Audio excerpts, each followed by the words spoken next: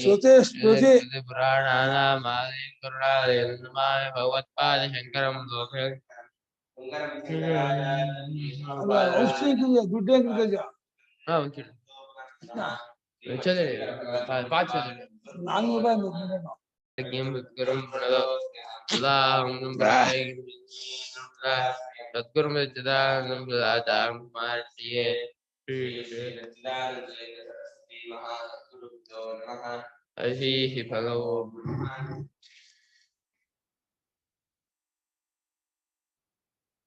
तस्मादु हैवं विद्यज्यपि चण्डालाय उच्छिष्टं प्रेच्छेदात्मनैवासति वैश्वानदेवतकृस्यादिते श्लोकः यसेह क्षीता बाला मातरं परिपासते एव सर्वाणि भूतानि अग्निहोत्रमुपासते यज्ञहोत्रमुपासत इति ಆಗಿತ್ತು.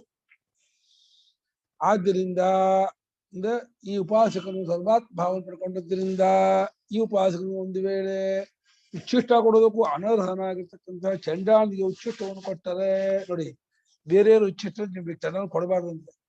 ಉಚ್ಚಿಷ್ಟ ನಾವು ಊಟ ಮಾಡಿ ಉಳಿದನ್ನ ಚಂಡಾಲ ಕೊಡಬಾರ್ದು ಅಂತ ಏನು ಆಶ್ಚರ್ಯಬಾರ್ದು. ಶಾಸ್ತ್ರ ಯಾತಕ್ಕೆ ನಿಮ್ಗೆ ಹೇಳ್ತಾರೆ? ಎಲ್ಲರಲ್ಲೂ ಅದೇ ಪರಮಾತ್ಮ ಇರೋನು, ಎಲ್ಲರಲ್ಲೂ ಅದೇ ಭಗವಂತ ಇರೋನು. ನಿಮ್ದಾಗ ಅನ್ನ ಕೊಟ್ಟರೆ ಇದೇನ ಊಟ ಮಾಡ್ಬೋದು, ಮಿಕ್ಕಿದ ಅನ್ನ ಕೊಟ್ರೆ ಎಂಜಿಲ್ಸ್ ಕೊಡಬಾರ್ದು ಅಂತ ಅಲ್ಲ. ಉಚ್ಚಿತ ಎಂಜಿಲ್ ಯಾರಿಗೂ ಕೊಡಬಾರ್ದು. ಅವನಿಗೆ ಚಂಡಾಲಿಗೆ ಉಚ್ಚಿಷ್ಟದಿಗೆ ಎಂಜಿಲ್ ಅಂತ ಸಾಲ ಕೊಡ್ಬೇಕಾರೆ ಸೂಸ್ಕ ಮಾಡಿ ಅದೇನು ಏನದು ಯಾರು ತಗೊಳ್ಳೋದು ತಿನ್ನುವುದಿಲ್ಲ. ಅದ ಕೊಟ್ಟು ಯಾರು ತಿಂತಾರ? ಇಲ್ಲ ವಾಂತಿ ಮಾಡ್ಕೊಡ್ತೀನಿ ಅದನ್ನೆಲ್ಲ ತಿಂತಾರ. ಅದೆಲ್ಲ ತಪ್ಪೋದು, ಮಾಡ್ಬಾರ್ದು. ಏನು ಹಲ್ಲಿನ ಕೊಳಕ್ಕೆ ತಂದು ಹಾಕಿ ಕೊಡ್ತೀನಿ. ಈಗ ಕಾಮನ್ ಸೆನ್ಸ್ ಇದೆ. ಕಾರಣ ಇರುತ್ತೆ ಅಲ್ಲ. ಚಂಡಾಲನಿಗೂ ಉಚ್ಚಿಷ್ಟ ಕೊಡ್ಲೇಬಾರ್ದು ಸುದ್ದಿಯೂ ಕೂಡ ಹೇಳ್ತಾ ಇದೆಯಲ್ಲ. ಅಂದ್ರೆ ಬೇರೆಯವರು ಇವ್ನು ಕೊಟ್ರೆ ಇವನಿಗೆ ಏನೂ ಆಗಲ್ಲ ಅಂತ ಏನ್ ಕಾರಣ ಇರ್ತದೆ ಅಂತ ಅರ್ಥ ಆಗಲ್ಲ. ಒಂದೇ ವಾಸುದೇವ ಭಗವಂತನು ಎಲ್ಲರೂ ಹೇಳಿದ್ದಾನೆ, ವಿಶ್ವಾಮ ಹೋದ ಇವ್ನಿಗೆ ಹೇಳಿದ್ದಾರೆ. ಯಾರು ಕೊಟ್ಟರು ಅದೇ ತತ್ವ ಏನ್ ಬೇರೆ ಆಗಲ್ಲ. ತಿಂದ್ಕೊಂಡು ಹೋಗ್ತಾನೆ. ಏನ್ ನೀವು ಮಿಕ್ಕಿದ ಊಟ ಅನ್ನವನ್ನ ನಮ್ಮಲ್ಲೂ ಕೊಡ್ಸಿರ್ಲಿಲ್ಲ. ನಮ್ಮ ಶ್ರಾದ್ದ ದಿವಸ ಮಿಕ್ಕಿದ್ದನ್ನು ಊಟ ಕೊಡ್ಬಾರ್ದು, ಹೊರಗಾದವ್ರು ಕೊಡ್ಬಾರ್ದು, ಚಂಡಾಲ ಕೊಡ್ಬಾರ್ದು. ನಾವೇ ತೊಂದರೆ ಹೇಳ್ತಿದ್ವಿ. ಶಾಸ್ತ್ರ ಅಷ್ಟೇ ಆಕೆ ಇದೆ. ಹೇಮದು ಅದು ಅಗ್ರಿಕ್ಯಮಾನ ಕಾಮಶೀಷ ಆದ ಸಮಯ ಆಗ್ತದ. ಕಾಲ ಗೊತ್ತಾಗಲ್ಲ. ಹೇಗೆ ಹಸಿವಿಂದ ಕೂಡಿದ ಮಕ್ಕಳು ತಾಯಿಯನ್ನು ಉಪಾಸನೆ ಮಾಡ್ತಾರೋ, ಅಮ್ಮ ಏನೋ ಕೊಡಮ್ಮ ಅಂತ, ಅದೇ ರೀತಿ ಈ ಪ್ರಾಣಾಗ್ನಿಹೋತ್ರ ಉಪಾಸನೆ ಮಾಡುವ ಆಚರಣೆಯನ್ನ ಕಾಯ್ತಿರ್ತಾರಂತೆ. ಇದೆಲ್ಲ ಊಟ ಮಾಡ್ಲಿಂತ ಅಂತ. ಸಹ ಯದ್ಯಪಿ ಚಂಡಾಲಾಯ ಉಚ್ಚಿಷ್ಟ ಅನರ್ಹಾಯ ಉಚ್ಚಿಷ್ಟ ಅನರ್ಹಾಯ ಉಚ್ಚಿಷ್ಟಂ ಪ್ರೇಚ್ಛೇ ಉಚ್ಚಿಷ್ಟಂ ಪ್ರೇಚ್ಛೇ ಉಚ್ಚಿಷ್ಟಂ ದದ್ಯಾತ್ ಉಚ್ಚಿಷ್ಟಂ ದದ್ಯಾತ್ ಪ್ರತಿಷಿದ್ಧಂ ಉಚ್ಚಿಷ್ಟದಾನಂ ಯದ್ಯಪಿ ಕುರ್ಯಾತ್ ಆತ್ಮನೈವಾಸ್ಯ ಚಂಡಾಲದೇಹಸ್ಥೇ ವೈಶ್ವಾನರೇ ತದ್ಹುತಂ ಸ್ಯಾತ್ ಅಧರ್ಮ ನಿಮಿತ್ತಂ ಅಧರ್ಮ ನಿಮಿತ್ತಂ. ಅವನು ಆ ಉಪಾಸಕನು, ವಿಶ್ವಾಮಿತ್ರ ಉಪಾಸಕನು ಒಂದು ವೇಳೆ ಚಂಡಾಲನಿಗೆ ಅಂದ್ರೆ ಉಚ್ಚಿಷ್ಟ ಕೊಡೋಕ್ಕೂ ಅನರ್ಹ, ಅಯೋಗ್ಯ ಅಂತ ಅವನು. ಅಲ್ಲಿ ಶಾಸ್ತ್ರದಲ್ಲಿ ಉಚ್ಚಿಷ್ಟ ಶಬ್ದಕ್ಕೆ ಅರ್ಥ ಎಂಜಲು ನಡೆಸೋದು ಮಾಡಿಲ್ಲ. ಕೆಲವೊಬ್ಬರಲ್ಲಿ ಅವನು ಪತ್ನಿ ಉಚ್ಚಿಷ್ಟ ಊಟ ಮಾಡಬಾರ್ದು ಅಂದ್ರೆ ಪತ್ನಿ ಊಟ ಮಾಡಿದ್ರೆ ಊಟ ಮಾಡಬಾರ್ದು ಅರ್ಥ. ಪತ್ನಿ ಊಟ ಮಾಡ್ಬಿಟ್ಟು ಗಂಡ ಅನ್ನವನ್ನೆಲ್ಲ ಊಟ ಮಾಡ್ಬಾರ್ದು. ಹಾಗೆ ಇದೆಲ್ಲ ಜ್ಯೇಷ್ಠ ಪುತ್ರ ಉಚ್ಚಿಷ್ಟವನ್ನು ಕನಿಷ್ಠ ಊಟ ಮಾಡ್ಬೇಕು ಅಂದ್ರೆ ಅಣ್ಣ ಊಟ ಮಾಡಿದ್ಮೇಲೆ ತಮ್ಮ ಅದನ್ನು ಊಟ ಮಾಡೋದು ವಿಶೇಷ ಅಂತ. ಉಚಿಷ್ಟ ಅಂದ್ರೆ ಎತ್ಕೊಂಡು ಉಪಯೋಗಿಸಿದ ಉಳಿದದ್ದಿದೆಯಲ್ಲ ಅದು ಶಿಷ್ಟ. ಇದು ಅಂದ್ರೆ ಉದ್ಧರಣ ಮಾಡಿ, ಶಿಷ್ಟ ಅಂದ್ರೆ ಉಳಿದಿದ್ದು ಶಿಷ್ಟ. ಎಂಜಿಲು ಅದು ಬೇರೆ ಇದೆ. ಎಂಜಿಲಿಗೆ ಆಲವ ಅಂತನೋ ಆಸವ ಅಂತ ಇದೆ, ಅದು ಎಂಜಿಲು. ನೀವು ಉಚ್ಚಿಷ್ಟಕ್ಕೂ ಅನರ್ಹನಂತೆ ಚಂಡಾಲ. ಮಿಕ್ಕಿದ್ದನ್ನು ಕೊಡೋದಕ್ಕೂ ಅಯೋಗ್ಯನಂತೆ. ಅವನಿಗೆ ಇದು ವೈಶ್ಯದೇವ ಪ್ರಕರಣದಲ್ಲಿ ಚಂಡಾಲ ಬಂದ್ರು ಕೊಡಿ ಅಂತ ಹೇಳಿ ವೈಶ್ಯದ ಇದಕ್ಕೆ ಮಾತ್ರ ಆ ಪೀರಿಯಡ್ ಮಾತ್ರ ಆ ಟೈಮ್ ಮಾತ್ರ ಅಷ್ಟಕ್ಕೆ ಇದು ಅನ್ಕೊಳ್ಬಹುದು. ಆಶು ಚಂಡಾಲ ಗೋಕರಂ ಅಂತ ವಿಶ್ವದೇವ ಸಮಯಕ್ಕೆ ಮಾತ್ರ ಅದು ಅಪ್ಪನೆ. ಅದು ಮುಂಚೆನೆ ಕೊಡೋದು. ತಾನ್ ತಿನ್ನಕ್ ಮುಂಚೆ ಅಯ್ಯಪ್ಪ ತಾನ್ ತಿನ್ನಕ್ ಮುಂಚೆ ಕೊಡುವಂಥದ್ದನ್ನ ಆಮೇಲೆ ಕೊಡಬಾರ್ದು ಅಂತ ಯಾವ ಇತ್ತು ಹೊಂದತ್ತೆ ಇದು ಅಲ್ವಾ? ಉಚ್ಚಿಷ್ಟ ಕೊಡೋದು ಪ್ರತಿಷಿದ್ಧ. ಪ್ರತಿಷಿದ್ಧಂ ಉಚ್ಚಿಷ್ಟ ದಾನ ಅಂತ ಇದ್ದಾರೆ. ಉಚ್ಚಿಷ್ಟ ದಾನ ಅಲ್ಲಗಳಿಗಿಂತ ಶಾಸ್ತ್ರದಲ್ಲಿ ಕೊಡಬಾರ್ದು ಅಂತ. ಅದನ್ನು ಮಾಡಿದರೂ ಚಂಡಾದೇಹದಲ್ಲಿರ್ತಕ್ಕಂಥ ವೈಶ್ಯಾನಲ್ಲಿಯೇ ಅದು ಹೋಮ ಮಾಡಿದ್ದಾಗತ್ತೆ ಹೊರತು ಅಧರ್ಮಕ್ಕೆ ನಿಮಿತ್ತವಾಗುವುದಿಲ್ಲ. ಅವನು ಕೊಟ್ಟದ್ದೇನು ತಪ್ಪಾಗೋದಿಲ್ಲ ಅಂತ ಈ ಶಾಸ್ತ್ರದಲ್ಲಿ ಈಗ ಏನು ಅರ್ಥ ಆಗಲ್ಲ. ನಾನು ಊಟ ಮಾಡಿ ಮಿಕ್ಕಿದ್ದನ್ನ ಈ ಚಲ್ಲಬಂದು ಎಸೆಯೋದು ಅವ್ನು ಕೊಟ್ಟರೆ ಏನ್ ಆಗುತ್ತೆ? ತಿಳ್ಕೊಂಡು ಹೋಗ್ತಾನಂತ ತುಂಬಾ ಖುಷಿಯಿಂದ ತಿಳ್ಕೊಂಡು ಹೋಗ್ತಾನೆ. ಬರಬಾರ್ದು ಅಂದ್ರೆ ಏನು ವಿಲೋಮದಿಂದ ವಿಲೋಮದಿಂದ ಹುಟ್ಟಿರೋದು.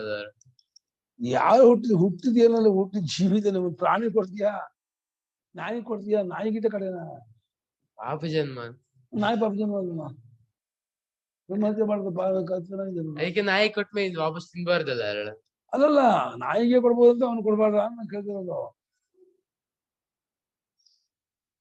ವಿದ್ಯಾಮೇವ ಸ್ತೋತಿ, ವಿದ್ಯೆಯನ್ನು ಹೊಗಳುತ್ತಿದ್ದಾರೆ. ವೈಶ್ಯಾನ ಉಪಾಸನೆ ಹೊಗಳುತ್ತಿದೆ. ಅದೇ ತಸ್ಮಿನ್ ತೀರ್ಥಸ್ಥೆ ಶ್ಲೋಕೋ ಮಂತ್ರೋಪಿ ಏಷಃ ಭವತಿ. ಸದೇ ತಸ್ಮಿನ್ ಮಂತ್ರೋತ್ಯರ್ಥೆ ಶ್ಲೋಕೋ ಮಂತ್ರೋಪಿ ಏಷಃ ಭವತಿ. ಈ ಸ್ತುತ್ಯರ್ಥದಲ್ಲಿ ಈ ಶ್ಲೋಕವು ಒಂದು ಮಂತ್ರವೂ ಕೂಡ ಇರುತ್ತದೆ, ಬಂದಿರುತ್ತದೆ ಅನ್ಕೋ. ಯಥಾ ಇಹ ಲೋಕೆ ಕ್ಷುದಿತಾಃ ಬುಭುಕ್ಷಿತಾಃ ಬಾಲಾಃ.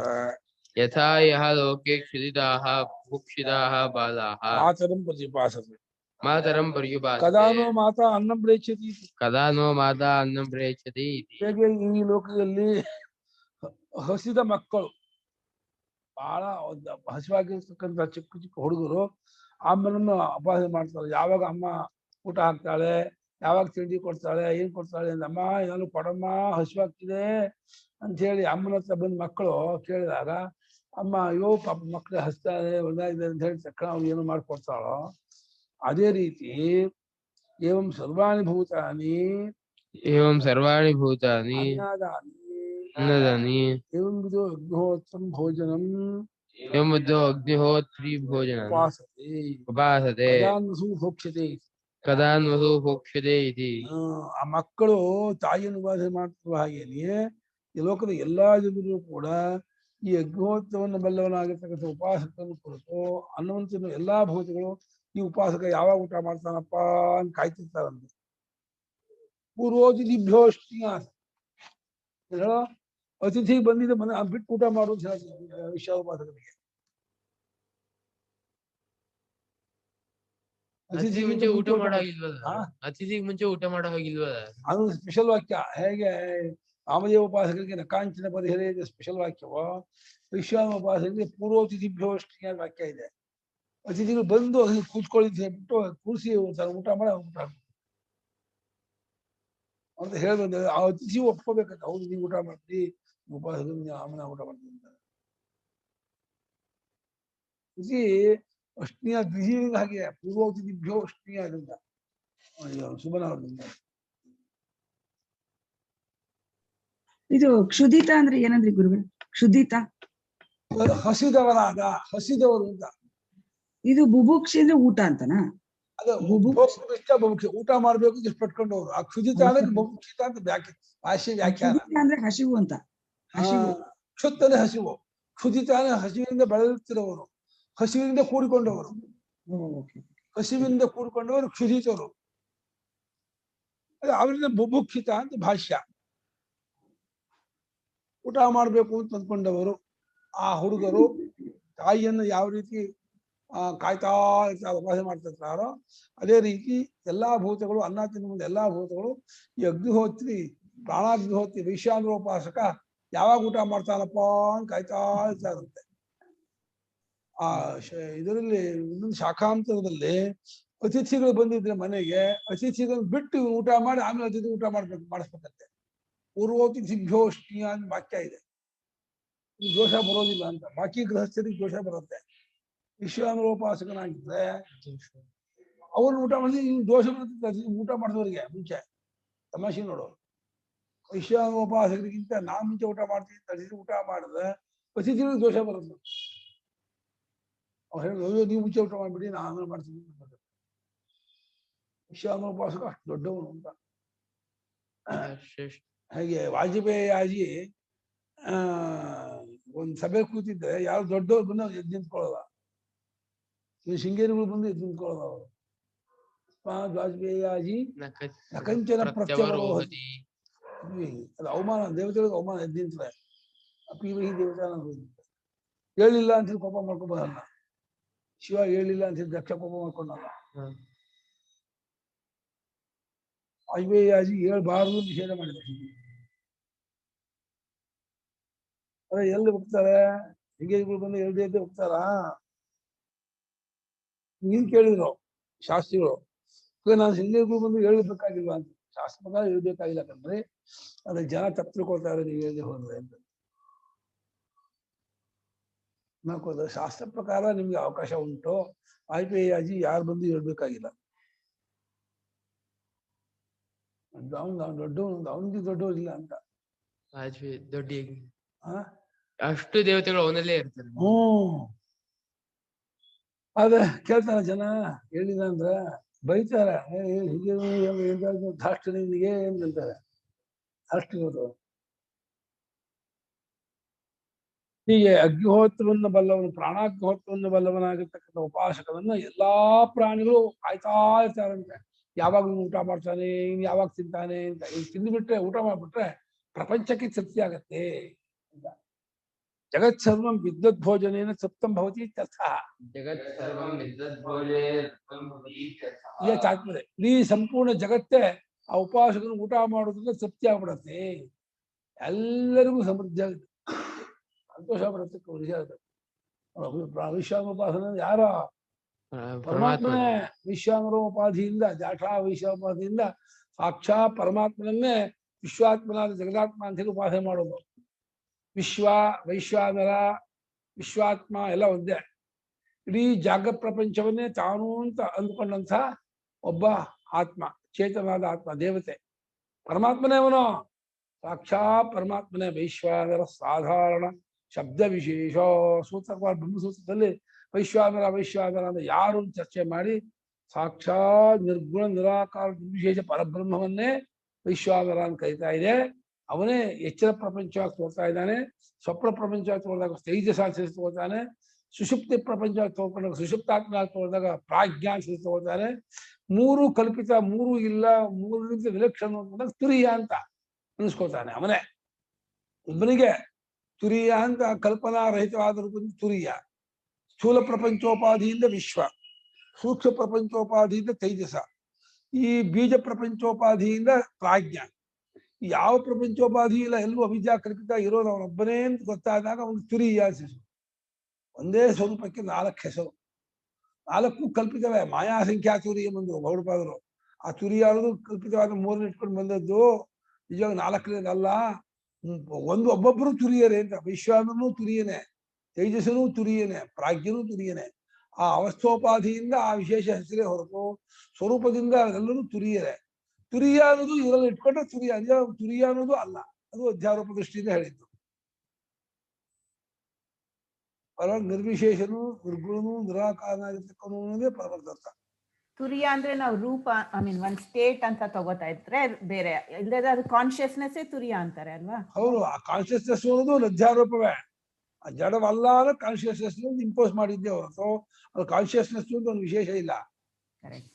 ತುರಿಯ ಕಲ್ಪಿತವಾದ 3 ಇಟ್ಕೊಂಡು ತುರಿಯ 4ನೇ ಅಂತ ಹೇಳಿದ್ದೆ ಹೊರತು ಆ 4ನೇ 3 ಇದೆ ಅಂದ್ರೆ 4ನೇ ಅಂತ ಬಂತ. 3 ಕಲ್ಪಿತವಾದಾಗ 4ನೇ ಆಗೋದೇ ಇಲ್ಲ. ವಿರುಕ್ತಿ ಅಧ್ಯಾಯ ಪರಿಸಮಾಪ್ತ್ಯರ್ಥ. ದುರುಕ್ತಿ ಅಲ್ಲ,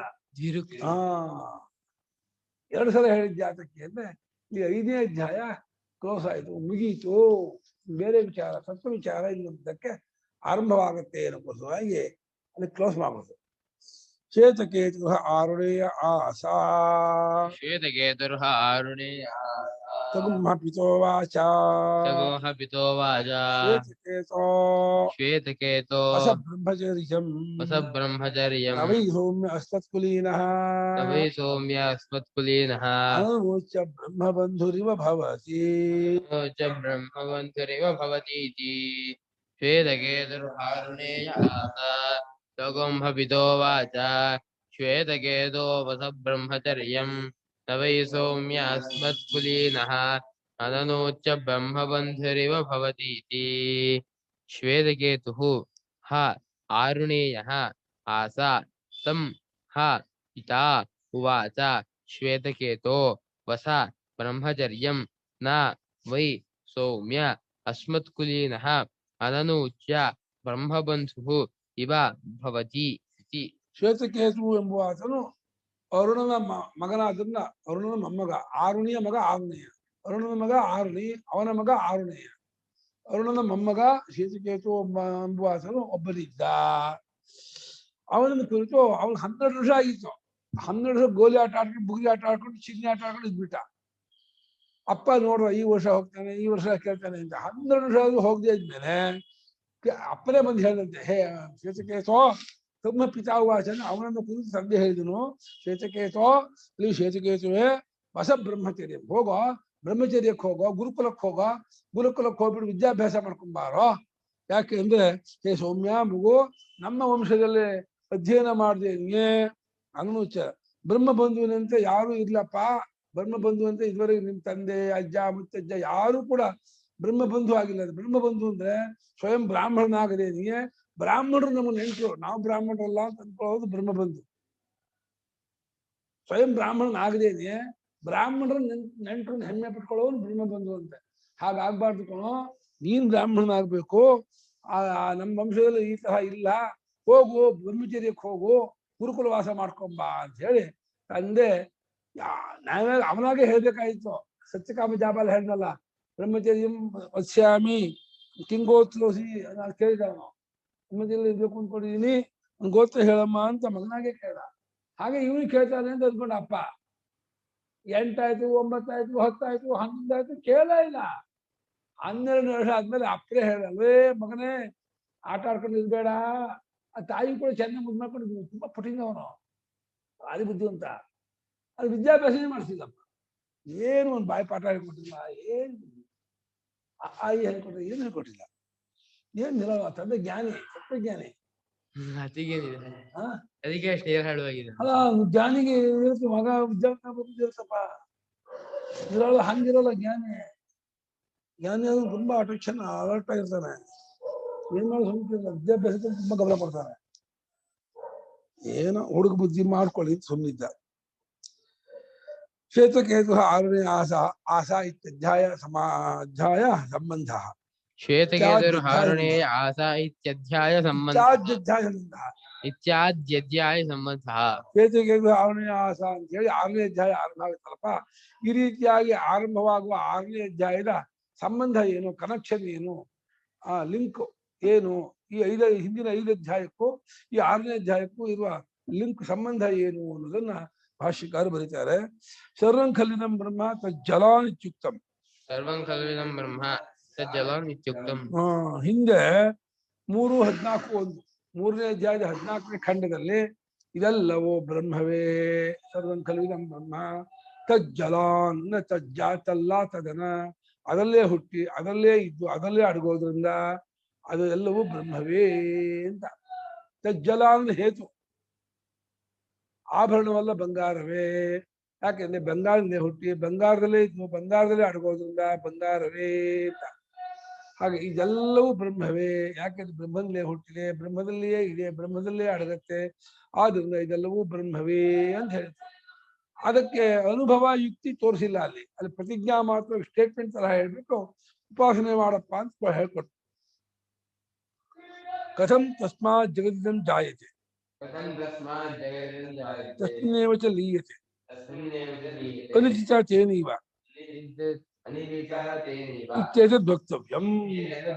ಅದಂದ್ರೆ ಇಡೀ ಜಗತ್ತಲ್ಲೂ ಬ್ರಹ್ಮದಲ್ಲೇ ಹುಟ್ಟತ್ತೆ ಅನ್ನೋದು ಹೆಂಗೆ ಮೊದಲನೇ ಪ್ರಶ್ನೆ. ಅದರಲ್ಲಿ ಅಡಗತ್ತೆ ಅನ್ನೋದಾದ್ರೂ ಹೇಗೆ?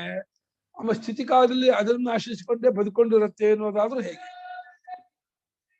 ಈ ಮೂಲಕ ಉತ್ಸಾಹ ಕೊಡಿ ಅಂತ.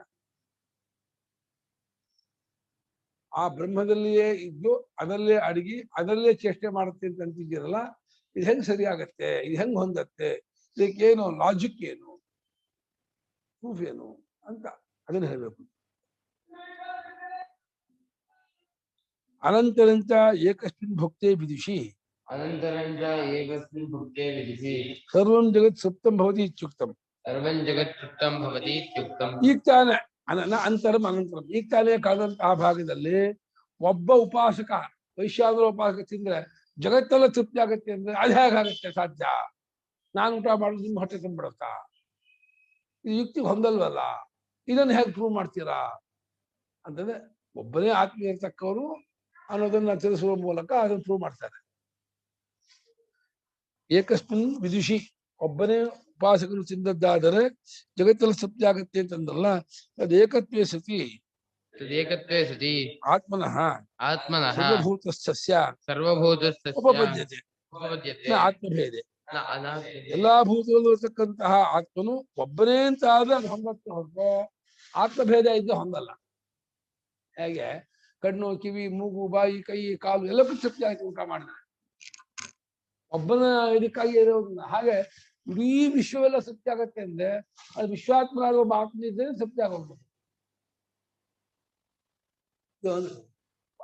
ಪ್ರಶಂಸೆ ಅಲ್ಲ, ಅರ್ಥವಾದ ಅಲ್ಲ, ನಿಜವಾಗಿಯೇ ಆ ಉಪಾಸಕನ ದೃಷ್ಟಿಯಲ್ಲಿ ತಾನು ತೃಪ್ತನಾದ ಅಂದ್ರೆ ವಿಶ್ವದ ತತ್ವಾದ ಅಂತ ಅನುಭವ.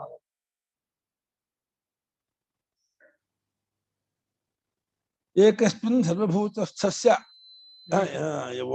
ಆತ್ಮನಃ ಏಕಸ್ಯ ಸರ್ವಭೂತಸ್ಥಸ್ಯ, ಎಲ್ಲಾ ಭೂತಗಳು ಇರತಕ್ಕಂತಹ ಆತ್ಮನು ಒಬ್ಬನೇ ಅಂತ ಆದಾಗ ಅವನು ಊಟ ಮಾಡಿದ್ರೆ ಎಲ್ಲವೂ ತೃಪ್ತಿ ಆಗತ್ತೆ, ಹೊಂದತ್ತೆ ಹೊರತು ಆ ಆತ್ಮರು ಅನೇಕರು ಅಂತ ಆದ್ರೆ ಒಬ್ರು ಊಟ ಮಾಡಿದ್ರೆ ಇನ್ನೊಬ್ರು ತೃಪ್ತಿ ಆಗೋದು ಹೊಂದಲ್ಲ. ಕಥಂಚಿತದ ಏಕತ್ವ, ಕಥಂಚಿತದ ಏಕತ್ವಮಿತಿ. ಹಾಗಾಗಿ ಎಲ್ಲಾ ಭೂತಗಳಲ್ಲೂ ಇರತಕ್ಕಂತಹ ಆತ್ಮ ಒಬ್ಬನೇ ಇರೋದು ಹೇಗೆ? ಅದನ್ನ ಹೆಂಗ್ ಪ್ರೂವ್ ಮಾಡ್ತೀರಾ? ಆತ್ಮನೊಬ್ಬನೇ, ಆತ್ಮಾಂತರವಿಲ್ಲ. ಅನ್ಯೋ ಆತ್ಮ ಆತ್ಮಾಂತರಂ ಅಂತ, ಮತ್ತೊಬ್ಬ ಆತ್ಮನೇ ಆತ್ಮಾಂತರ. ಆತ್ಮಾಂತರ ಎಂಬುದು ಇಲ್ಲೇ ಇಲ್ಲ. ಈ ಒಬ್ಬರೇ ಆತ್ಮ ಇರತಕ್ಕವನು ಎಂಬುದಾದ್ರೂ ಹೇಗೆ? ಇಡೀ ಜಗತ್ತಲ್ಲೂ ಅವನಲ್ಲೇ ಹುಟ್ಟಿ ಅವನಲ್ಲೇ ಲಯವಾಗಿ ಅವನಲ್ಲೇ ಚೇಷ್ಟೆ ಮಾಡ್ತಾ ಇದೆ ಅನ್ನೋದಾದ್ರೂ ಹೇಗೆ? ಅದೊಂದೇ ಪರಮಾರ್ಥ ಅನ್ನೋದು ಹೇಗೆ ನಾವು ಗೊತ್ತು ಮಾಡ್ಕೊಳ್ಳೋದು? ಇದಕ್ಕೆ ಅನುಭವ ಹೇಗಿದೆ, ಯುಕ್ತಿ ಹೇಗಿದೆ ಅನ್ನೋದು ಹೇಳಬೇಕು ಅಂತ ಹೇಳಿ ಅದಕ್ಕಾಗಿ 6ನೇ ಅಧ್ಯಾಯ ಆರಂಭ ಆಗ್ತಾ ಇದೆ. ತದರ್ಥೋಯಂ ಷಷ್ಠೋಧ್ಯಾಯ ಆರಂಭಿದೆ. ತದರ್ಥೋಯಂ ಷಷ್ಠೋಧ್ಯಾಯಃ ಆರಭ್ಯತೆ. ಅದಕ್ಕೋಸ್ಕರವಾಗಿ 6ನೇ ಅಧ್ಯಾಯ ತತ್ವಮಸಿ ವಾಕ್ಯಾರ್ಥ ವಿಚಾರ ಇಲ್ಲೇ ಬರುವುದು. 6ನೇ ಅಧ್ಯಾಯದಲ್ಲೇ ತತ್ವಮಸಿ ವಾಕ್ಯಾರ್ಥ ವಿಚಾರ ಬರುತ್ತೆ. ಮತ್ತೊಂದ್ರೆ ಜಗತ್ಕಾಳಾದ ಬ್ರಹ್ಮವೇ ನೀನಾಗಿರುವೆ, ತದೇವ ತ್ವಮಸಿ ತತ್ವಮಸಿ. ಇದು ತಸ್ಮೈ ತ್ವಮಸಿ ಅಲ್ಲ, ತಸ್ಯ ತ್ವಮಸಿ ಅಲ್ಲ, ತದೇವ ತ್ವಮಸಿ ತತ್ವಮಸಿ. ಅವರು ತಸ್ಮೈ ತ್ವಮಸಿ ಅಂತ ಇವನು, ತಸ್ಯ ತ್ವಮಸಿ ಅಂತ ಇವರು ದೈತಿಗಳು, ವಿಶಿಷ್ಟಾದಿಗಳು ಒಂದು ಇವನು. ಅವನವನಾಗಿದ್ದೀಯಾ, ಅವನಿಗಾಗಿದೀಯಾ ನೀನು, ಅವನವನಾಗಿದೀಯಾ ಷಷ್ಠಿ, ಅವನಿಗಾಗಿದೀಯಾ ಅನ್ನೋದು ಮಾಧವರು. ಅವನ್ ಬೇರೆ ನೀನ್ ಬೇರೆ ಅಂತ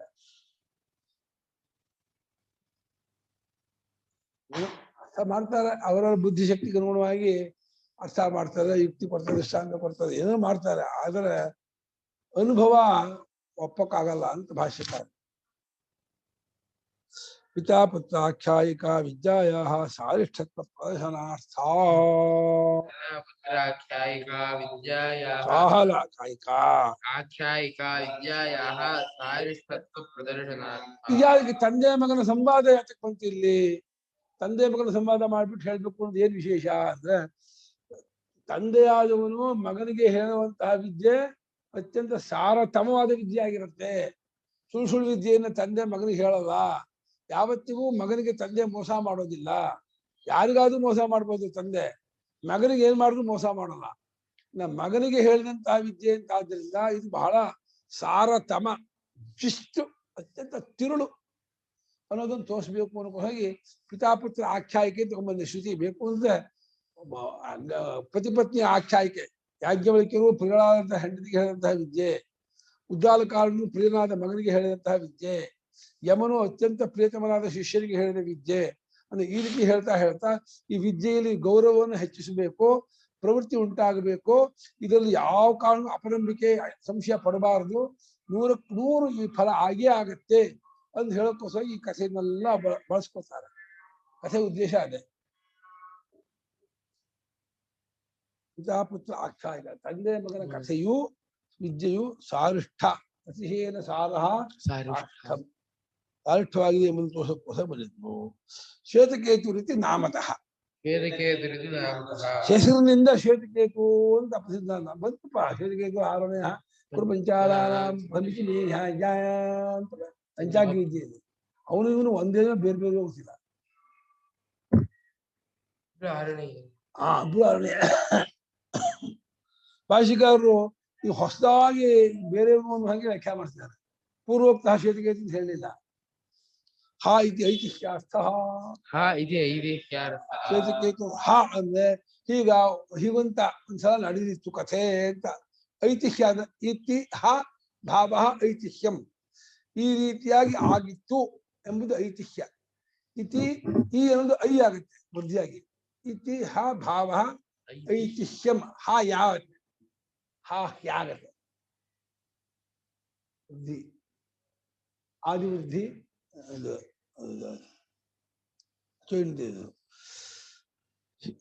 ಹೀಗಂತ ನಡೆದಿತ್ತು ಅಂತ ಹಾನು ಒಂದು ಪಾಠ ಬಂದಿದೆ. ಆರುಣೇಯ ಅರುಣಸ್ಯ ಪೌತ್ರ ಆಸಾ ಬಭುವ. ಆರುಣೇಯ ಅರುಣಸ್ಯ ಪೌತ್ರ ಆಸಾ ಬಭುವ. ಆರುಣೇಯ ಅರುಣನ ಮಗ ಆರುಣಿ, ಆರುಣಿಯ ಮಗ ಆರುಣೇಯ. ಅರುಣ ಆರುಣಿ ಆರುಣೇಯ. ಈಗ ಅರುಣನ ಪೌತ್ರ ಅಂದ್ಬಿಟ್ರು. ಅರುಣನ ಮೊಮ್ಮಗ, ಅರುಣನ ಮಗ ಅಲ್ಲ, ಮೊಮ್ಮಗವ ಮೊಮ್ಮಗವ ಮೊಮ್ಮಗ ಅಂಬಿದೆ ಮೊಮ್ಮಗ ಮೊಮ್ಮಗ ಮೊಮ್ಮಗ ಅಂತ ಬರೀತಲ್ಲ ಸ್ವಾಮಿ ಒಂದ್ ಕಡೆ ಹಾಕ್ಬಿಟ್ಟಿದೆ ಮೊಮ್ಮಗ, ಮುಂದಿನ ಮಗ ಮೊಮ್ಮಗ ಅಂತ. ಮುಂದಿನ ಮಗ ಮೊಮ್ಮಗ ಅಂತಾರೆ. ಮೊಮ್ಮಗನೋ ಮೊಮ್ಮಗನೋ ಕನ್ನಡ ಭಾಷೆಯಲ್ಲಿ ನೀವೇ ಹೇಳ್ಬೇಕು ಏನು ಅರಿಯೋ ತೀರ್ಮಾನ.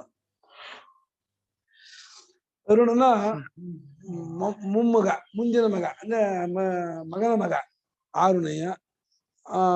ಅವನಿದ್ದ ತಂ ಪುತ್ರಂ ಆರುಣಿ ಪಿತಾ, ತಂ ಪುತ್ರಂ ಆರುಣಿಃ ಪಿತಾ ಯೋಗ್ಯಂ ವಿದ್ಯಾಭಾಜನಂ ಮನ್ವಾನಃ, ಯೋಗ್ಯಂ ವಿದ್ಯಾಭಾಜನಂ ಮನ್ವಾನಃ. ತಸ್ಯ ಉಪನಯನ ಕಾಲಾತ್ಯಂಚ ಪಶ್ಯನ್ ತಸ್ಯ ಉಪನಯನ ಕಾಲಾತ್ಯಂಚ ಪಶ್ಯನ್ ಉವಾಚ.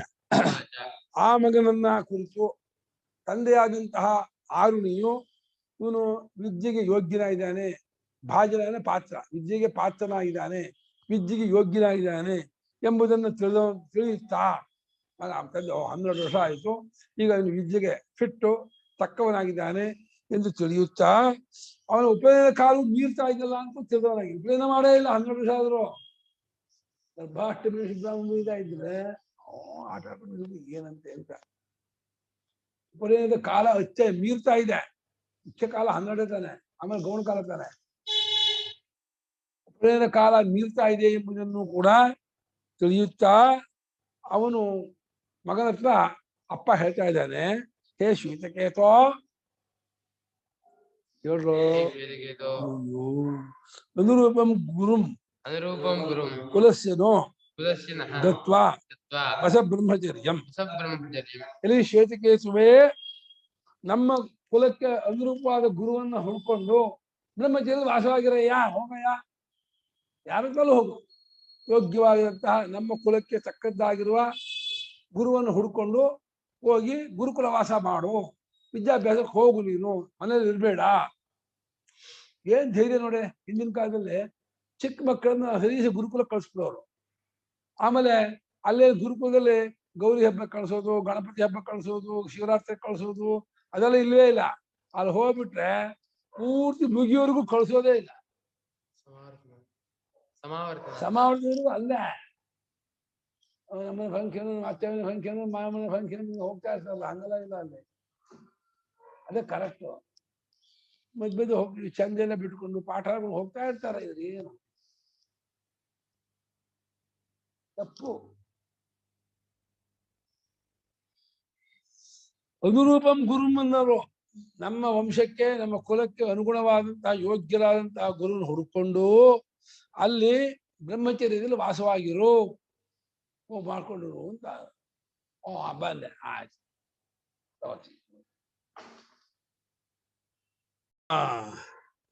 ಗತ್ವ ವಸ ಬ್ರಹ್ಮಚರ್ಯ ಹೋಗಿ ಬ್ರಹ್ಮಚರ್ಯ ವಾಸವಾಗಿರಪ್ಪ, ಚಂದ ವಾಸ ಮಾಡ್ಕೊಂಡಿರುವುದು. ನಚೈತದ್ಯುಕ್ತಂ ಯತ್ ಅಸ್ಮತ್ಕುಲೀನಃ ಹೇ ಸೌಮ್ಯ ಅನನೂಚ್ಯ ಅನಧೀತ್ಯ ಬ್ರಹ್ಮಬಂಧುರಿವ ಭವತೀತಿ. ಇದು ಸರಿಯಲ್ಲ ಕಣಯ್ಯ ಅಂದ್ರು. ಯಾವುದು? ನಮ್ಮ ಕುಲದಲ್ಲಿ ಹುಟ್ಟಿ ಇಂಥ ವೇದ ಪರಂಪರೆಯ ಕುಲದಲ್ಲಿ ಹುಟ್ಟಿಬಿಟ್ಟು ಮಗು ಸೌಮ್ಯ ಅಧ್ಯಯನ ಮಾಡಿದ್ರೆ ಬ್ರಹ್ಮಬಂಧು ಅಂತೆ ಆಗ್ಬಿಟ್ಟ ಅಂತ ಅನ್ನಿಸ್ಕೊಳ್ಳೋದು ನಮ್ಮ ವಂಶಕ್ಕೆ ಸರಿಯಲ್ಲ ಕಣ ಅಂತ. ನಮ್ಮ ತಂದೆ ಹೇಳ್ತಿದ್ರು ನಮ್ಮ ಹತ್ರ, ಏನೇ ಆಗ್ಲ ಕಣ್ರೋ, ನೀವು ವೇದಾಧ್ಯಯನ ಮಾಡದೆ ಹೋದ್ರೆ ನಂಗೆ ಸಮಾಧಾನ ಇಲ್ಲ ಅನ್ನೋರು. ನೀವು ವೇದಾಧ್ಯಯನ ಮಾಡ್ತೀನಿ, ಮಾಡಿದ್ರೆ ಮಾತ್ರ ನನಗೆ ಸಮಾಧಾನ ಆದರು. ಎಲ್ಲ ನಾವು 5 ಜನ ಅಂತ ಬಂದ್ರು, ಪೂರ್ಣ ವೇದಾಧ್ಯಯನ ಅವ್ರ ತಂದೆ ಇರುವಾಗಲೇ ಪೂರ್ತಿ ಕ್ರಮಾಂತ ಅಧ್ಯಯನ ಮಾಡಿ ಅವ್ರಿಗೆ ಬಹಳ ಖುಷಿಯಾಗಿತ್ತು. ನನ್ನ ಮಕ್ಕಳೆಲ್ಲ ಅಧ್ಯಯನ ಮಾಡಿದ್ದಾರೆ. ವೇದಾಧ್ಯಯನ ಅಷ್ಟೇ ಅಲ್ಲ, ಬರೀ ಅಧ್ಯಯನ ಮಾಡಿ ಬರ್ತಿರ್ಲಿಲ್ಲ, ಶಾಸ್ತ್ರಾಧ್ಯಯನ ಮಾಡು, ವೇದಾಂತ ಓದಬೇಕು, ನೀವು ವ್ಯಾಕರಣ ಓದ್ಬೇಕು, ನಮ್ಮ ಶಾಸ್ತ್ರಾಧ್ಯಯನ ಮಾಡ್ಬೇಕು, ನಮ್ಮ ಪರಂಪರೆ ಉಳಿಸ್ಬೇಕು ಅಂತ ನನ್ನ ತಂದೆಯವ್ರಿಗೆ ಬಹಳ ಆಗ್ರಹ, ತುಂಬಾ ಅಭಿಮಾನ.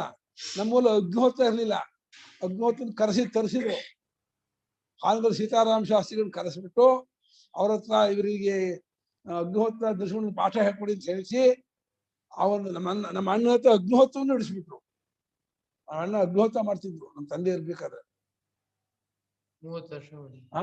30 ವರ್ಷ ಮಾಡಿದ್ರು. ನಮ್ಮ ಅಣ್ಣ 8 ವರ್ಷ, ಹಂತಮಯ 18 ವರ್ಷ, ಸೀದಮಯ 2-3 ವರ್ಷ, ವಶಮಯ 12 ದಿನ. ಇದು ಮಾಡಲಿಲ್ಲ, ಇಷ್ಟಿನ ಮಾಡಿ ಯಾವ ಇಷ್ಟು ಮಾಡಿಲ್ಲ, ಏನು ಮಾಡಿಲ್ಲ. ಸಂಸ್ಕೃತ ಅವರೇ ಕಳಿಸ್ಕೊಟ್ರ ನಿಮ್ಗೆ? ಮತ್ತೆ ಸಂಸ್ಕೃತ ಹೇಳ್ಕೊಟ್ಟಿದ್ದು ಅವರೇ, ನಮ್ಮ ಅಣ್ಣ ಹೇಳ್ಕೊಟ್ಟಿದ್ದು ನಮ್ಗೆ. ವೇದಾಂತ ಹೇಳ್ಕೊಟ್ಟಿದ್ದು ಅವರೇ, ಸಂಸ್ಕೃತ ಹೇಳ್ಕೊಟ್ಟಿದ್ದು ಅವರೇ. ಒಳ್ಳೆ ವಿದ್ಯಾವಂತ. ನಿಮ್ಮ ಅಣ್ಣ ನೋಡಿದಿರಾ? ಅವ್ರು ಬರ್ತಾರಲ್ಲ ಕ್ಲಾಸ್. ಅವ್ರೆ ಅಷ್ಟೊಂದು ಒಳ್ಳೆ ವ್ಯಾಕರಣದಲ್ಲಿ ಎನ್ಸೈಕ್ಲೋಪೀಡಿಯಾ ಅವರು. ಅವರು ಮೊಬೈಲ್ ವ್ಯಾಕರಣದ ಪೂರ್ತಿ ಅಷ್ಟಾಧ್ಯಾಯ ತಲೆ ಇಟ್ಕೊಂಡ್ಬಿಟ್ಟಿದ್ದಾರೆ. ಇಡೀ ವ್ಯಾಕರಣ ಶಾಸ್ತ್ರ ಎಲ್ಲಿ ಕೇಳಿದ್ರು ವಾಚೋ ವಿಧೇಯ ಪಾಠ ಹೇಳ್ತಾರೆ. ಇಷ್ಟು ಮಹಾಘಟಕರು, ತುಂಬಾ ವಿದ್ಯಾವಂತರು. ವೇದಾಂತದಲ್ಲಿ, ವ್ಯಾಕರಣದಲ್ಲಿ, ಮೀಮಾಂಸ ಒಳ್ಳೆ. ಯಾವಾಗ ಹೋಗೋಣ ಮತ್ತೂರಿಗೆ? ಬರಲ್ವಾ?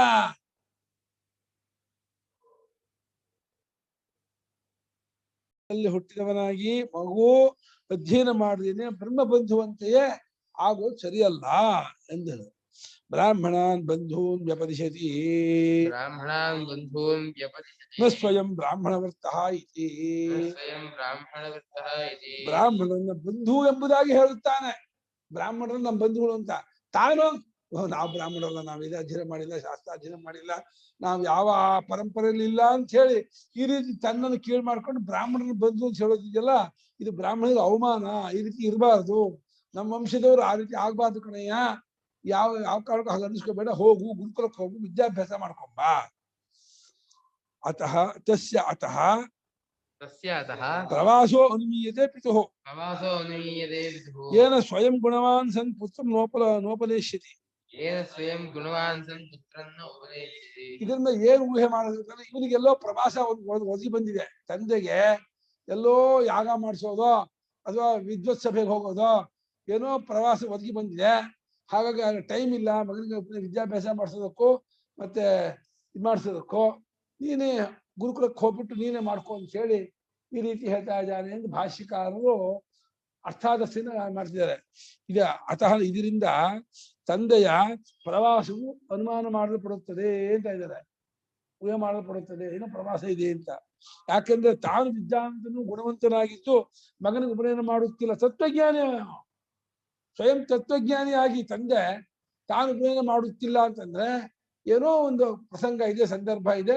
ಇನ್ನು ಹೋಗು ಗುರುಕುಲಕ್ಕೆ, ಅಲ್ಲಿ ಮಾಡಿಸ್ಕೊ, ನಾನು ಇನ್ನೂ ಎಲ್ಲ ಪ್ರವಾಸಕ್ಕೆ ಹೊರಟಿದ್ದೀನಿ, ನಾನು ಎಲ್ಲೋ ಒಂದು ವಿದ್ಯುತ್ ಸಭೆನೋ ಕುರುಪಂಚಾಲ ದೇಶಕ್ಕೋ ಅಲ್ಲಿಗೋ ಹೊರಟಿದ್ದಾರೆ, ಅದೇ ನಂಗೆ ಟೈಮ್ ಇಲ್ಲ, ಹೋಗು ಅಂತ ಹೇಳಿ ಕಳಿಸಿದ್ದಾನೆ ಅಂತ ಭಾಷಿಕ. ಅದೇನು ನೀವು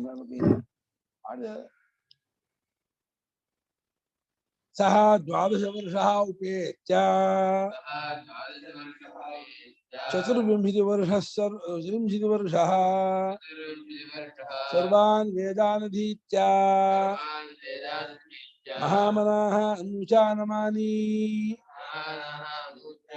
स्तब्धये याया जन्मप्सोवाच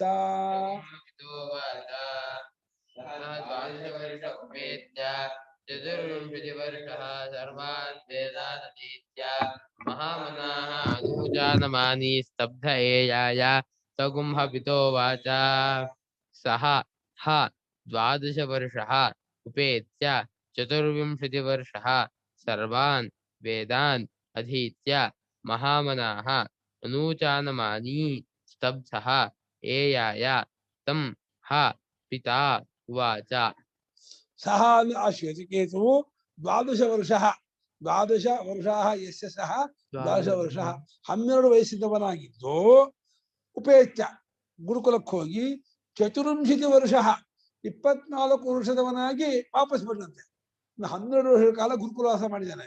ಮಾಡಿಬಿಟ್ಟು ಸರ್ವಾನ್ ವೇದಾನ್ ಅಧೀತ್ಯ 3 ವೇದಗಳನ್ನು 4 ವೇದಗಳನ್ನು ಅಧ್ಯಯನ ಮಾಡಿದ್ದಾನೆ. ಸರ್ವಾನ್ ವೇದ ಅಷ್ಟೇ ಅಲ್ಲ, ಮಹಾಮನಾಹ ವೇದಾರ್ಥವನ್ನೆಲ್ಲ ಬಲ್ಲವನಾಗಿದ್ದ. ಅಷ್ಟೇ ಅಲ್ಲ, ಅನೂಚಾನಮಾನಿ ಪುಸ್ತಕದ ಸಹಾಯವಿಲ್ಲದೆ ಪಾಠ ಹೇಳುವಂತಹ ಯೋಗ್ಯತೆ ಉಳ್ಳವನು. ಅನೂಚಾನ ಪ್ರವಚನ ಸಾಂಗೇಧಿ ಪ್ರವಚನ ಪಟು ಸಾಂಗೇಧಿ ಗುರು ಅಂತ ಯಾರು ವೇದಗಳನ್ನ ವೇದಾಂಗ ಸಮೇತವಾಗಿ ಕಂಠಸ್ಥವಾಗಿ ಮುಖದಿಂದಲೇ ಪ್ರವಚನ ಪಾಠ ಮಾಡುವನು ಅವನು ಅನೂಚಾನ ಅನ್ಸಿಸು. ಎಲ್ಲಾ ವೇದಗಳನ್ನು ಅಧ್ಯಯನ ಮಾಡಿ ವೇದಾರ್ಥವನ್ನೆಲ್ಲ ತಿಳಿದು ಬಹಳ ಪ್ರಜ್ಞಾವಂತನಾಗಿ ನಾನು ಬಹಳ ಪಂಡಿತ ಅನ್ನೋ ಅಭಿಮಾನವನ್ನು ಕೂಡ ಪಟ್ಕೊಂಡು, ಅದು ಬೇರೆ, ಆ ಅಭಿಮಾನವೂ ಇತ್ತು ಅವನಿಗೆ. ಅನುಚಾನ ಮಾನಿ, ಮಾನ ಅಂದ್ರೆ ಅಭಿಮಾನ. ಹಾಗಿದ್ದು ಸ್ತಬ್ಧ ಶಟ್ಕೊಂಡ್ ಬಂದ, ನಾನಂತ ಶಟ್ಕೊಂಡ್ ಬಂದಂತೆ, ಬಿಗು ಬಿಗು ಬಿಗು ಹಾಕೊಂಡ್ ಬಂದಂತೆ.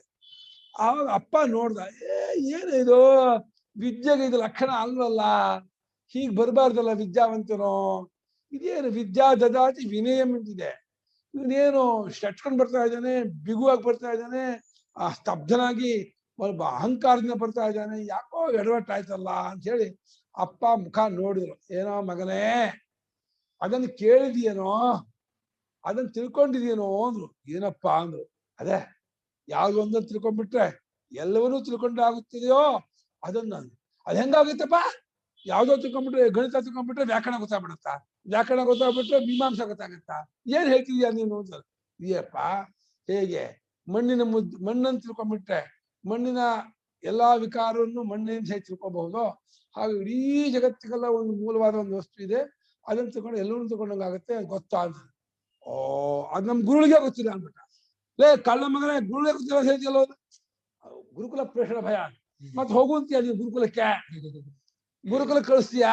ಗುರುಕುಲ ಅದು ಬಂದು 1 ವಾರ ಆಗಿದೆ, ಬಂದು ಅಮ್ಮ ಆಗಲೇ ದಪ್ಪ ದಪ್ಪ ಅವರೆಕಾಳು ರೊಟ್ಟಿ ಮಾಡ್ಬಿಟ್ಟು ಇಷ್ಟು ದಪ್ಪದ್ದು ಬೆಣ್ಣೆ ಹಾಕ್ಬಿಟ್ಟು ಊಟ ಕೊಟ್ಟಿದ್ದಾಳೆ. ನೋಡ್ದ, ಇನ್ ಮಾತ್ರ ಮನೆ ಬಿಟ್ಟು ಹೋಗಲ್ಲ ಅಂತ ಗೊತ್ತಾಯ್ತು. ಅಮ್ಮಂಗ ಮಗ 12 ವರ್ಷನೇ ಬರ್ತಾ ಇದ್ದಾನೆ ಅಂತ ಹೇಳ್ಬಿಟ್ಟು ದಿನ ಒಂದು ಶಾವಿಗೆ ಮಾಡೋದು, ಕೊಳಕಟ್ಟೆ ಮಾಡೋದು, ಅವರೆಕಾಳು ರೊಟ್ಟಿ ಮಾಡೋದು, ಬಿಸಿಬೇಳೆ ಭಾತ್ ಮಾಡೋದು, ದಿನ ಮಾಡಿ ಊಟ ಹಾಕ್ಸ್ಬಿಟ್ಟಿದ್ದಾಳೆ. ಇವನಿಗೆ ಈ ಜಾಗ ಬಿಟ್ಟು ಹೋದೆ ಕೆಟ್ವಿ, ನನ್ ಗುಳು ಗೊತ್ತೇ ಇಲ್ಲ, ನೀವೇ ಹೇಳಿ ಅಂತ ಹೆಂಗ ಮಾಡ್ಬಿಟ್ಟಾಗ್ಬಿಡ್ತೀನಿ ಅಂತ ನೋಡಿ ಅಂತ ಟಕ್. ಸಹ ಪಿತ್ರಾ ಉಕ್ತಃ ಶ್ವೇತಕೇತುಃ 12 ವರ್ಷಃ ಸನ್ ಉಪೇತ್ಯ. ಸಹ ಪಿತ್ರಾ ಉಕ್ತಃ ಶ್ವೇತಕೇತುಃ 12 ವರ್ಷಃ ಸನ್ ಉಪೇತ್ಯ. ನಿಲ್ಲಿಸ್ಬೇಡ, ಯಾಕೆಂದ್ರೆ 9:00ವರೆಗೆ ಮತ್ತೆ ಪಾಠ ಮಾಡ್ಬೇಕು. ನಾಳೆ ಭಾಷೆ ಓದ್ತೀನಿ, ಯಾಕೆಂದ್ರೆ